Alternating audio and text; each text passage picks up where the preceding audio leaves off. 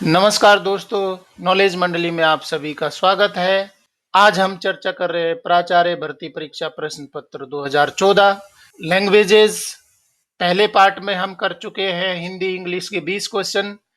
दूसरे पार्ट में अर्थमेटिक और रीजनिंग के 20 क्वेश्चन कर चुके हैं और आज हम करेंगे कंप्यूटर और जीके और नेक्स्ट तीसरा पार्ट भी इसमें शामिल करेंगे जिसमें होंगे सर्विस रूल्स से संबंधित क्वेश्चन होंगे। तो शुरू करते हैं आज का वीडियो लास्ट तक देखिए। ये आपकी तैयारी में एक टॉनिक का काम करेगा, आपको अपनी प्रिपरेशन है वो प्लान करने में हेल्प करेगा। तो पहला क्वेश्चन आज का कंप्यूटर का हम कर रहे हैं। 2014 में ये क्वेश्चन पेपर है वो आया था, क्वेश्चन नंबर 42।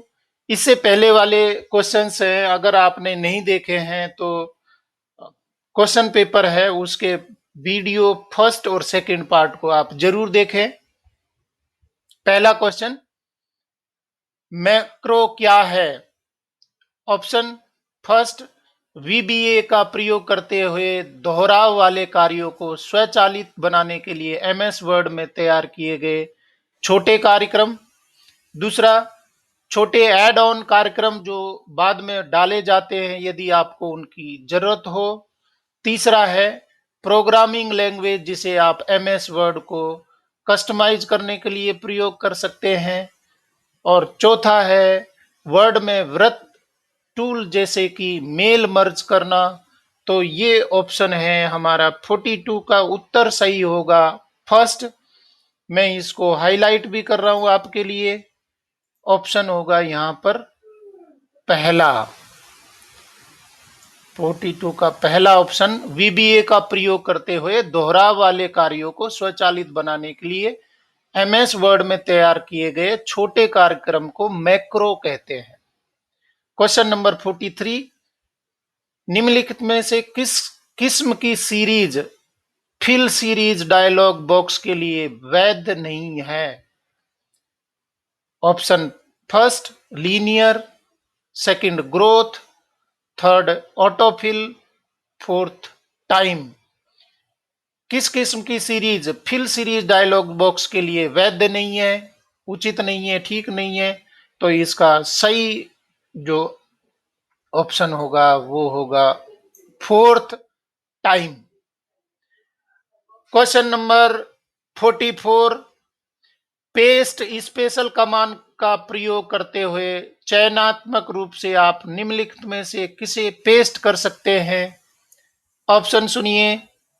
पहला है वैलिडेशन, दूसरा फॉर्मेट, तीसरा फॉर्मूला और चौथा ये सभी। तो इसका सही उत्तर क्या होगा? ये उत्तर होगा फोर्थ, ये सभी। पेस्ट स्पेशल कमांड के प्रयोग करते हुए चयनात्मक रूप से आप निम्नलिखित में से किसे पेस्ट कर सकते हैं? वैलिडेशन को, फॉर्मेट और फॉर्मूला को। 45वां क्वेश्चन, स्लाइड पर टेक्स्ट को होल्ड करके रखने वाले ऑब्जेक्ट कहलाते हैं? क्या कहलाएंगे टेक्स्ट को होल्ड करने वाले ऑब्जेक्ट? पहला प्लेस होल्डर, दूसरा ऑब्जेक्ट होल्डर, तीसरा ऑटो लेट आउट और चौथा है टेक्स्ट होल्डर। तो क्या उत्तर होगा इसका? बिल्कुल सही, पहला ऑप्शन है वो सही है, placeholder. Question number 46, MS Excel में किसी वर्कशीट में टंकित टाइप किया गया कुछ भी खाली स्थान में प्रकट होता है? एमएस एक्सेल में वर्कशीट में टंकित टाइप किया गया कुछ भी क्या प्रकट होता है?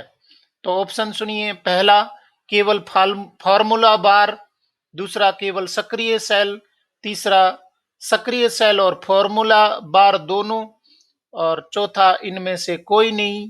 तो 46 का ऑप्शन है यहाँ पर सही उत्तर है तीसरा, सक्रिय सेल और फॉर्मूला बार दोनों वर्कशीट में टंकित किए हुए पर प्रकट होते हैं। क्वेश्चन नंबर 47, यूआरएल का पूरा नाम है? यूआरएल का फुल फॉर्म क्या है? ऑप्शन है यूनिफॉर्म रीड लोकेटर, दूसरा यूनिफॉर्म रिसोर्स लोकेटर, तीसरा यूनिकोड रिसोर्स लोकेशन, चौथा यूनाइटेड रिसर्च लोकेटर। तो सही उत्तर क्या है इसका? यूआरएल। आप इंटरनेट पर खूब देखते हैं, तो ऑप्शन सेकंड है वो ठीक है, यूनिफॉर्म रिसोर्स लोकेटर, यूआरएल।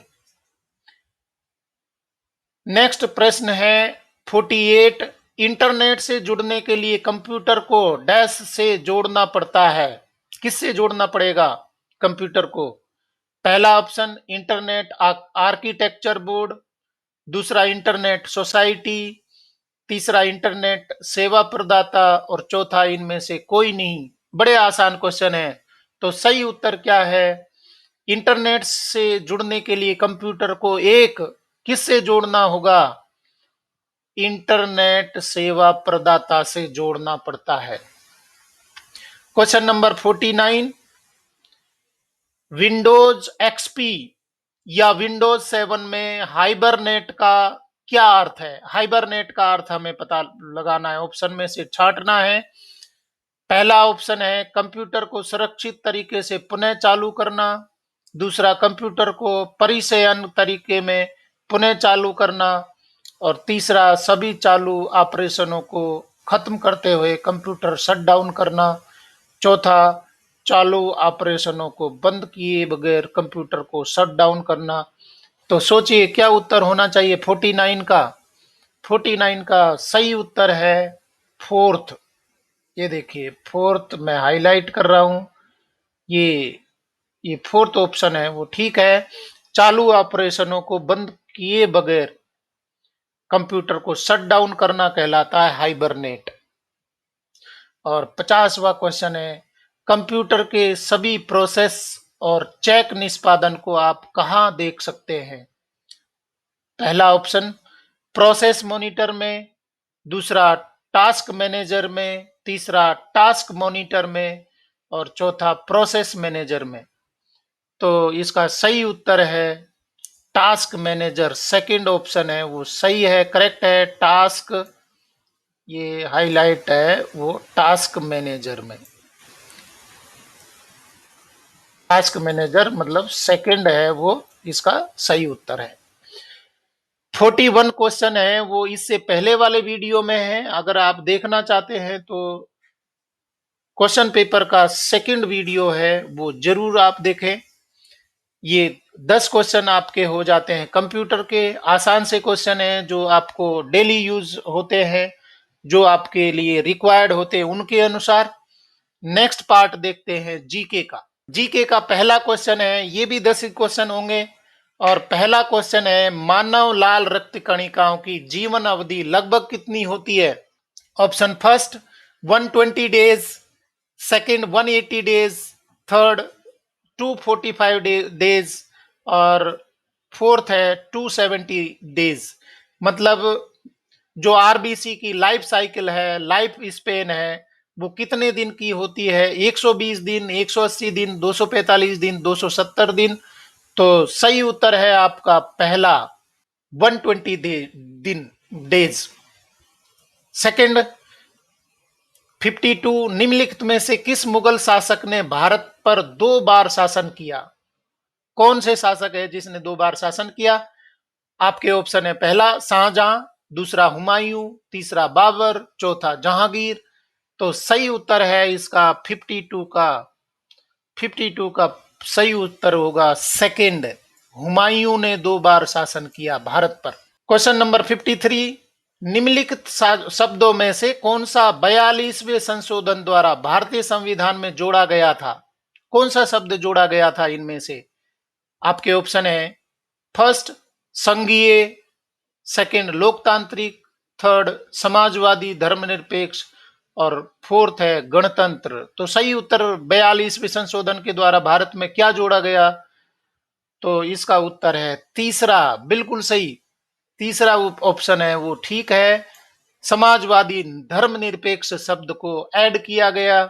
अगला प्रश्न है 54वां 54। वायुमंडल की कौन सी परत पृथ्वी पर रेडियो संचार को संभव करने में महत्वपूर्ण भूमिका निभाती है? कौन सी परत है जो रेडियो तरंगों को संचार माध्यम को संभव बनाती है? इंटरनेट, रेडियो, टीवी, जो भी है। पहला, क्षोभ मंडल, क्षोभ सीमा, आयन मंडल, चुंबक मंडल। तो क्या है इसका उत्तर? सही उत्तर है तीसरा ऑप्शन है, वो करेक्ट है। तीसरा ऑप्शन ये देखिए, आयन मंडल। आयन मंडल है वो सही है। तो थर्ड ऑप्शन हमारा हो जाएगा।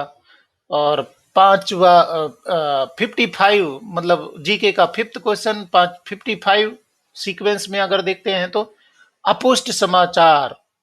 अपुष्ट समाचार है, उसका क्या मतलब होता है? पहला, सभी कर्मचारियों को सभी दिशाओं में जोड़ता है। दूसरा, हितबद्ध समूह बनाता है।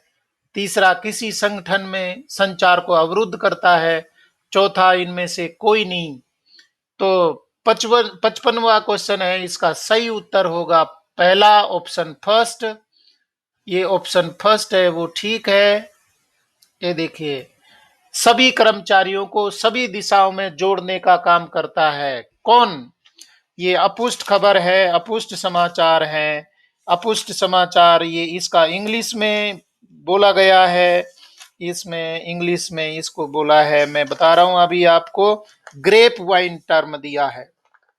ग्रेप वाइन टर्म है वो क्या करेगा? Links all employees in all directions. और इसी तरीके की जो शब्दावली है वो बाद के क्वेश्चन पेपर में भी आई थी, 2015 में, 16 में, 18 में। केवी और नवोदय के प्रिंसिपल पोस्ट के लिए पेपर हुए थे, उन सभी में ये आई थी। तो ये शब्दावली है वो आपको इंपॉर्टेंट है, ध्यान रखना है। हो सकता है फिर से रिपीट हो जाए। क्वेश्चन नंबर 56, यूएस अमेरिकी ओपन टेनिस ग्रैंड स्लैम प्रतियोगिता 2014 का महिला एकल खिताब किसने जीता था?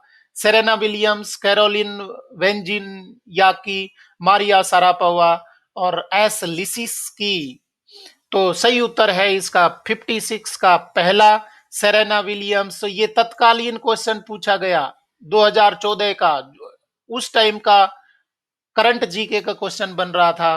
तो तत्कालीन प्रश्न है वो इसी तरीके से, जो अभी पेपर होंगे तो आपको करंट जीके भी देखनी है और खेल से संबंधित भी इसको शामिल कर लिया। 51 में देखेंगे तो यहाँ पर साइंस का क्वेश्चन, बायोलॉजी का आ गया, हिस्ट्री का आ गया, संविधान से भी संबंधित आ गया और वायुमंडल से भी आ गया, मतलब एनवायरमेंटल साइंसेज से भी आ गया। और ये एक टर्म है जो कम्युनिकेशन से संबंधित है, क्वेश्चन आ गया।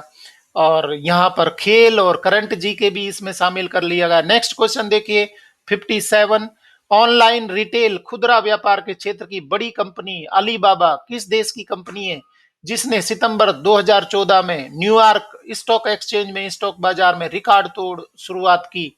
तो करंट जीके और इकोनॉमिक्स से संबंधित क्वेश्चन है, यहां पर आ गया इकोनॉमी, अर्थशास्त्र से। पहला ऑप्शन है भारत, दूसरा पाकिस्तान, तीसरा चीन, चौथा संयुक्त राज्य अमेरिका। तो सही ऑप्शन यहाँ पर चीन है। अलीबाबा है वो चीन से संबंधित कंपनी है। और नेक्स्ट क्वेश्चन है 58, सितंबर 2014 में भारत के सर्वोच्च न्यायालय ने भारत सरकार द्वारा 1993 से आवंटित किए गए कितने कोयला खंडों का आवंटन रद्द कर दिया? ये भी करंट जीके से क्वेश्चन पूछ लिया गया। पहला ऑप्शन 214, दूसरा 218, तीसरा 216 और चौथा है 212। तो सही ऑप्शन है 58 का पहला, 214 जो कोल ब्लॉक्स है उनको रद्द कर दिया गया। ये 2014 के तत्कालीन करंट जीके का बहुत इंपॉर्टेंट ज्वलंत मुद्दा था, तो करंट जीके से पूछा गया। इसके बाद में 59, भारत ने लगभग कितने डॉलर की लागत पर मार्स ऑर्बिटर मिशन एमओएम सफलतापूर्वक प्रक्षेपित किया? पहला 74 मिलियन, दूसरा 671 मिलियन डॉलर में है ये, तीसरा है 2.5 बिलियन और चौथा 450 मिलियन डॉलर से की बात यहां पर कर रहे हैं। तो उस टाइम का बहुत इंपॉर्टेंट क्वेश्चन बन रहा था। 2014 का तत्कालीन क्वेश्चन बन रहा था। यहाँ पर $74 मिलियन जो भारत ने सफलता प्राप्त करी थी, बहुत कम पैसे में, बहुत कम खर्चे में मार्स ऑर्बिटल है वो सफलतापूर्वक हमारे अंतरिक्ष वैज्ञानिकों ने सफलतापूर्वक लॉन्च किया था। तो ये बहुत चर्चाओं में रहा था, इसलिए क्वेश्चन है वो आया था। और नेक्स्ट क्वेश्चन है जीके का लास्ट क्वेश्चन, भारत के किस राष्ट्रीय बैंक ने हाल ही में श्रीलंका में अपने परिचालन के 150 वर्ष पूरे किए? पहला भारतीय स्टेट बैंक, दूसरा सिंडिकेट बैंक, तीसरा इलाहाबाद बैंक और चौथा है बैंक ऑफ बड़ौदा। तो यहां पर उत्तर है वो सही है, भारतीय स्टेट बैंक। तो करंट जीके से है, बैंकिंग सिस्टम से है, तो इसमें ज्यादा क्वेश्चन है वो करंट जीके से पूछे गए, बहुत इंपॉर्टेंट थे, ज्वलंत मुद्दे से थे, और जिनका लोगों में मतलब बहुत हर किसी की जबान पर चढ़े हुए मुद्दे थे, उनसे क्वेश्चन पूछे गए।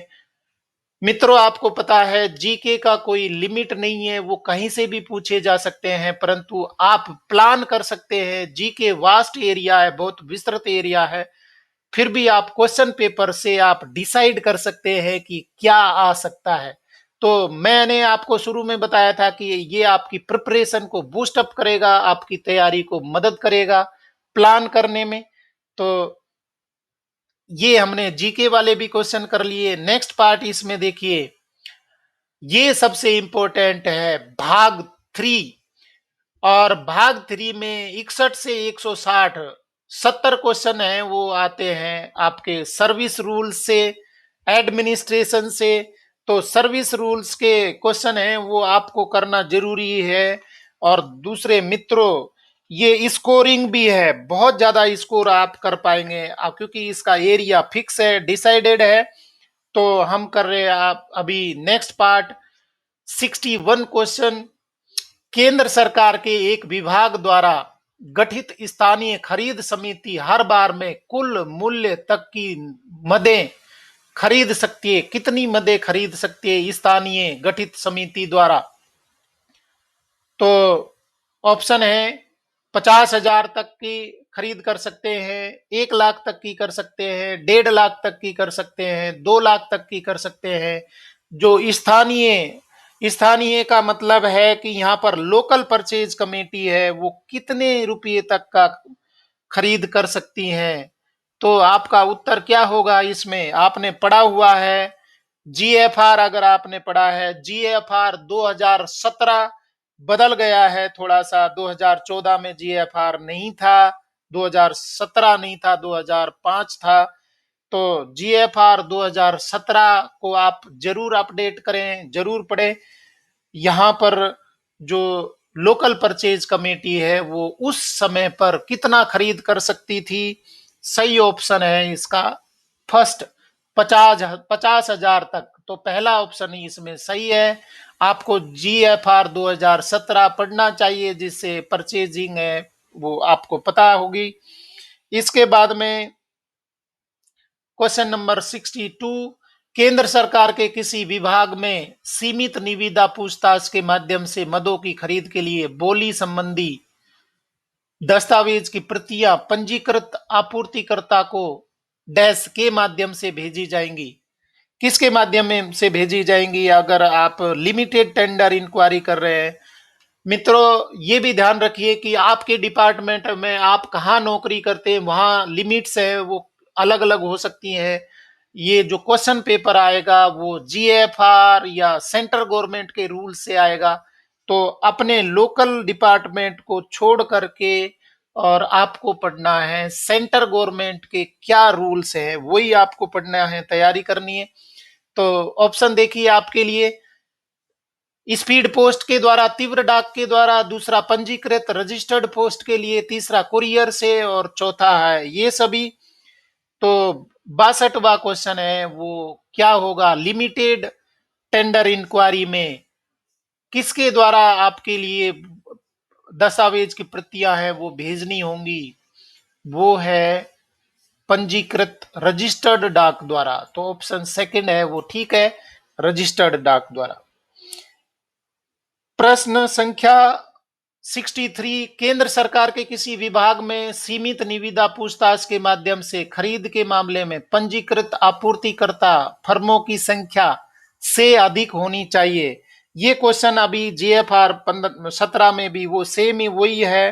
वो कितनी कंडीशन है? The number of registered supplier firms in case of procurement through limited tender inquiry in a central government department should be more than, कितने से अधिक होनी चाहिए? 2 से, 3 से, 4 से, 5 से। तो इसका सही उत्तर है 63 का सेकंड, 3 से ज्यादा होनी चाहिए। 3 से ज्यादा फर्म होनी चाहिए लिमिटेड टेंडर इंक्वायरी में, तब जाकर उससे आप परचेज कर सकते हैं। नेक्स्ट है 64, केंद्र सरकार के किसी विभाग में रुपीज कितने से ऊपर की लागत की मदों के लिए विज्ञापित निविदा पूछताछ के माध्यम से माल की खरीद की जाएगी? मतलब एडवर्टाइज टेंडर इंक्वायरी है, कितने लाख से अधिक पर की जाएगी? तो पहला ऑप्शन 15 लाख, दूसरा 20 लाख, तीसरा 25 लाख और चौथा है 30 लाख।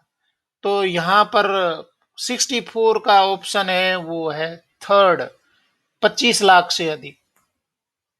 थर्ड ऑप्शन यहां पर हो जाएगा, हाइलाइटर में कर रहा हूं आपको, ये देखिए 25 लाख, तीसरा ऑप्शन यहां पर सही होगा 64वें क्वेश्चन में। अगर आप एडवर्टाइज टेंडर इंक्वायरी ले रहे हैं तो कितने से अधिक चीज खरीदने पर एडवर्टाइज टेंडर इंक्वायरी करेंगे? 25 लाख। क्वेश्चन नंबर 65, केंद्र सरकार के किसी विभाग में वस्तुओं की खरीद के लिए बोली सुरक्षा बयाना की राशि साधारणतः वस्तुओं के अनुमानित मूल्य के डैश प्रतिशत के बीच रहनी चाहिए। कितने प्रतिशत होनी चाहिए? वो अभी भी उतना ही है, 2017 के रूल में भी यही दिया है। पहला 5 से 7, दूसरा 2 से 5, तीसरा 7 से 10, चौथा है 10 से 12। तो 65वें का जो सही सवाल उत्तर है वो है 2 से 5% होनी चाहिए। जितना आप परचेज कर रहे हैं तो सिक्योरिटी मनी है वो कितनी होगी आपकी? वो होगी अनेस्ट मनी या ईएम कहते हैं या बिड सिक्योरिटी कहते हैं, वो 2 से 5% होनी चाहिए। जितने कीमत का सामान हम परचेज कर रहे हैं वो ईएमडी के रूप में जमा की जाती है। अर्नेस्ट मनी या बिड सिक्योरिटी के रूप में 2 से 5%, वो अभी भी उतना ही है। तो इंपॉर्टेंट क्वेश्चन है 66, केंद्र सरकार के किसी विभाग के लिए अनुरक्षण रखरखाव संविदा के मामले में कार्य निष्पादन सुरक्षा बोली लगाने वाले सफल पक्ष द्वारा एक के रूप में प्रस्तुत जमा की जाएगी। मैं इसको इंग्लिश में भी पढ़ के सुना रहा हूं। परफॉर्मेंस सिक्योरिटी, परफॉर्मेंस सिक्योरिटी का मतलब है जो फाइनल बिडर होता है, फाइनल जिसका बिड पास हो जाता है। Performance security in case of maintenance contract for a central government department is to be furnished by the successful bidder in the form of a, किस रूप में करना होगा उसको? पहला ऑप्शन डिमांड ड्राफ्ट, दूसरा मियादी जमा राशि रसीद और तीसरा बैंक गारंटी और चौथा ये सभी। इन सभी रूप में वो जो सक्सेसफुल बिडर है वो परफॉर्मेंस सिक्योरिटी है, कुछ मात्रा है, पैसे हैं वो जमा करने होते हैं। तो कौन कौन से रूप में हो सकती है वो मैंने ऑप्शन आपको बोले, और सही उत्तर है इसका 44th, सभी रूप में परफॉर्मेंस सिक्योरिटी है वो सफल बोलीदाता है, वो कार्य निष्पादन सुरक्षा जमा करेगा जो भी कंसर्न डिपार्टमेंट है प्रोक्योर कर रहा है उसके। नेक्स्ट क्वेश्चन 67 में केंद्र सरकार के किसी विभाग में बोली लगाने वाले असफल पक्षों का बयाना संविदा प्रदान किए जाने की तारीख से दिनों के भीतर लौटा दिया जाएगा। तो यहां पर क्वेश्चन नंबर है वो 67 का मतलब है बयाना अर्नेस्ट मनी ईएमडी, जो असफल बिडर है उनको कितने दिनों के अंदर लौटाना जरूरी है उस विभाग के द्वारा? 15 दिन में, 20 दिन में, 30 दिन में, 45 दिन में? तो सही उत्तर क्या है इसका? सही उत्तर है 30 दिनों के अंदर जो अनसक्सेसफुल बिडर है जिन्होंने ईएमडी जमा कराई थी उनको 30 दिनों के अंदर लौटाना जरूरी है। ये दिए जीएफआर 2017 में भी यही बात बताई गई है, तो अभी भी ये रेलेवेंट है आपके लिए याद रखने के लिए। नेक्स्ट है क्वेश्चन नंबर 68। केंद्र सरकार के किसी विभाग द्वारा की गई संविदा के लिए निजी फर्मों को अग्रिम भुगतान राशि संविदा के कुल मूल्य के प्रतिशत से अधिक नहीं होना चाहिए। मतलब क्या है, एडवांस पेमेंट है, प्राइवेट कोई फर्म है उसको एडवांस पेमेंट है देना, कि सप्लाई करेगा उससे पहले ही एडवांस पेमेंट दे देना किसी विभाग के द्वारा, तो कितने प्रतिशत राशि से अधिक आप एडवांस के रूप में, निजी अगर है प्राइवेट फर्म है तो नहीं दे सकते, जितना प्रोक्योर कर रहे हैं उसका कितने प्रतिशत से अधिक नहीं दे सकते। वो ऑप्शन सुनिए। पहला ऑप्शन 20, दूसरा 30%, चौथा 40% और चौथा है 50%। तो यहां पर 68 में हमारा ऑप्शन सही बैठता है 30%। एडवांस आप पेमेंट कर सकते हैं 30% जितना आप मूल्य की खरीद कर रहे हैं। और लास्ट क्वेश्चन है इस वीडियो का, केंद्र सरकार के किसी विभाग में किसी एकल स्रोत के माध्यम से माल की खरीद के लिए सक्षम प्राधिकारी द्वारा जारी किए जाने वाला प्रमाण पत्र कहलाता है। मतलब certificate to be issued by the competent authority for procurement of goods through a single source in a central government department is called as, मतलब एक ही सोर्स है दूसरी जगह पर वो चीज उपलब्धि नहीं है, तो खरीद करने वाला अधिकारी कौन सा प्रमाण पत्र देगा। इसमें ऑप्शन सुनिए, एकल वस्तु प्रमाण पत्र, दूसरा एकायत वस्तु प्रमाण पत्र, तीसरा विशेष वस्तु प्रमाण पत्र, चौथा मानक वस्तु प्रमाण पत्र। इसका सही उत्तर है एकायत वस्तु प्रमाण पत्र।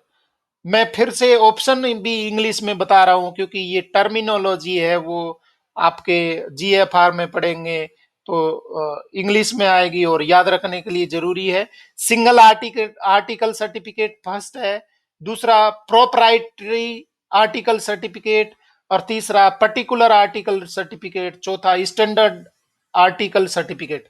तो ये उत्तर सही है हमारा प्रोप्राइटरी वस्तु प्रमाण पत्र, दूसरा सही है यहाँ पर प्रोप्राइटरी आर्टिकल सर्टिफिकेट। प्रोप्राइटरी का मतलब है कि ये जो सप्लायर है वो ऑथेंटिक है और इससे पहले परचेजिंग डिपार्टमेंट कर चुका है, और दूसरा मतलब कहने का मतलब है कि दूसरी जगह पर वो वस्तु उपलब्ध ही नहीं है, तो सर्टिफिकेट के द्वारा वो लिया जाएगा जिसको हम प्रोप्राइटरी सर्टिफिकेट बोलते हैं, और इसका हिंदी में बन रहा है एकायत वस्तु प्रमाण पत्र। तो मित्रों, क्वेश्चन पेपर है वो आपको प्लान करने के लिए ये क्वेश्चन भी रिपीट हो सकते हैं और आपके आइडिया आएगा कि किस प्रकार से क्वेश्चन पेपर है वो तैयार होता है। तो आप मेरे साथ में जरूर ये क्वेश्चन पेपर देखिए। मैं आपको 2014, 2015, 2016, केवीएस, एनवीएस, 2018 सारे क्वेश्चन पेपर लेके आऊंगा जो रिपीट भी क्वेश्चंस हो सकते हैं और साथ में आपकी तैयारी को प्लान करने में मदद कर सकते हैं। अगर आपको ये कंटेंट है वो जरूरी लगे और आपकी तैयारी में ये हेल्प कर रहे हैं तो मेरे वीडियो को आप लाइक शेयर जरूर करें और चैनल को सब्सक्राइब करें, क्योंकि मैं करवाऊंगा आपकी तैयारी और मैं हेल्प करूंगा। आप कमेंट बॉक्स में किसी तरीके के क्वेश्चन पूछ सकते हैं, मैं आपको तुरंत जवाब दूंगा।